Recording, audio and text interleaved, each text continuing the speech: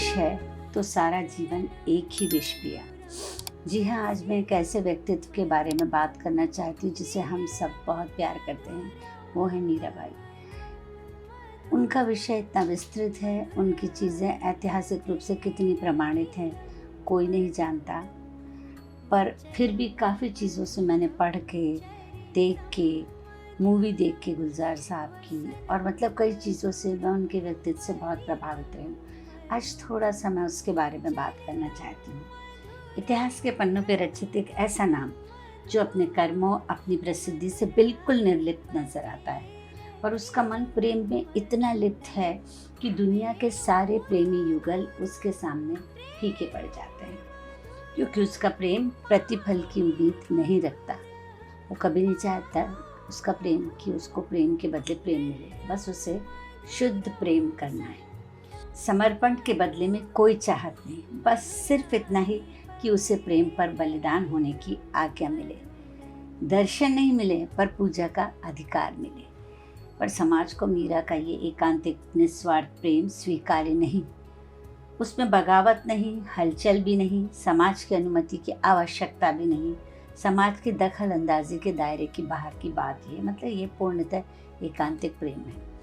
मीरा को तो ये भी नहीं जानना चाहती कि उसका प्रेम स्वीकार्य है या नहीं, जिससे अपने प्रेमी के साक्षात दर्शन ना हुए हों। स्पर्श की तो बात दूर की है, पर मन को छूने की इतनी व्याकुलता है कि बस दुनिया की नज़रों में अपराध हो गया। समाज को इस समर्पित प्रेम पर इतनी गहन जलन, ईर्ष्या, पीड़ा है कि वे लोग मीरा के लिए मौत की सजा तय करते हैं।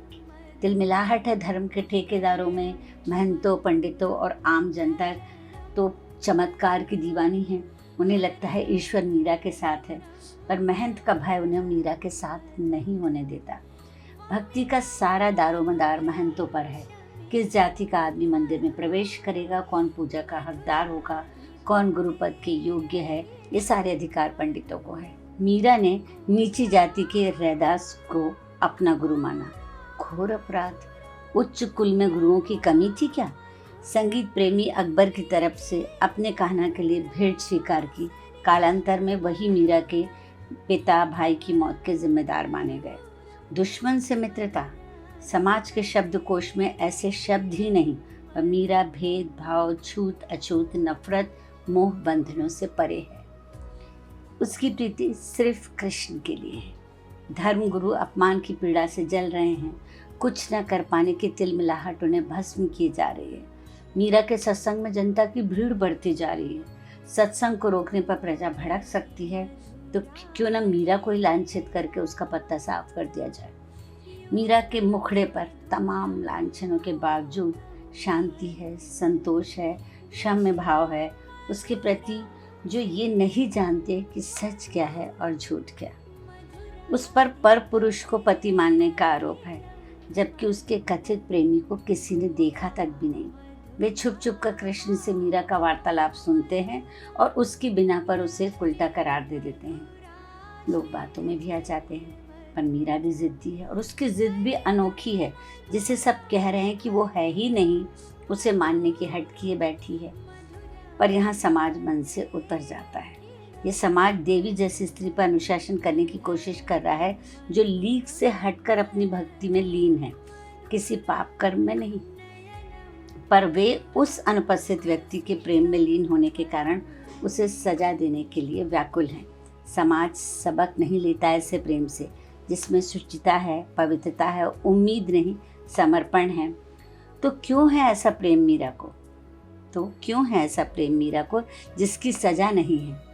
शारीरिक प्रेम, जाति प्रेम पर समाज रुष्ट है, जिसकी तो सजा तय है। पर ऐसे प्रेम की सजा क्या हो जिसमें लक्ष्य भी नहीं, साक्ष्य भी नहीं, कर्ता भी उपस्थित नहीं। वैसे किसी की उपस्थिति से फर्क नहीं पड़ता, प्रेम का उपस्थित होना ही अपराध है समाज में, क्योंकि प्रेम और समाज की कभी नहीं बनी। इसलिए सवालों की बौछार पर मीरा मुस्कुराकर कहती है कि हेरी मैं तो प्रेम दीवानी। पर प्रेमी को वो पकड़ नहीं पा रहे, क्योंकि प्रेम नाम का कोई व्यक्ति मीरा के आसपास है ही नहीं। साक्ष्य के अभाव में प्रजा के समक्ष सजा कैसे दी जाए, बड़ा धर्म संकट है ये तो फिर तय किया गया कि अपने पति के प्रति कर्तव्य की उपेक्षा का अपराध और पर पुरुष के प्रति अगाध प्रेम की त्रुटि का पश्चाताप विष का प्याला ग्रहण करके मीरा यदि करे तो साबित हो जाएगा कि प्रेम है भी या नहीं। पर हाय, उस विष के प्याले ने तो मीरा को अमर बना दिया। सालों साल से जीवित है वे लोगों के हृदय में। अंत में मीरा किसी को नहीं मिली। पूरा आधार प्रेम पर टिका, पूरा साकार भी नहीं। अद्भुत विश्वास, न देखा न स्पर्श किया, बस महसूस किया।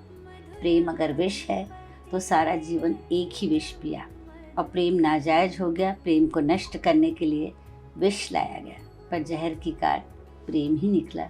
मीरा तो निकल गई अनंत को, दुनिया को खाली प्याला ही मिला। आज भी उस खाली प्याले को लेकर जुलूस है, नारे हैं, विरोध है, पर प्रेम मीरा और कृष्ण की तस्वीर के रूप में कैलेंडर, डायरी, पुस्तकों पर मौजूद है। अनिवर्चनीय अमृत प्रेम।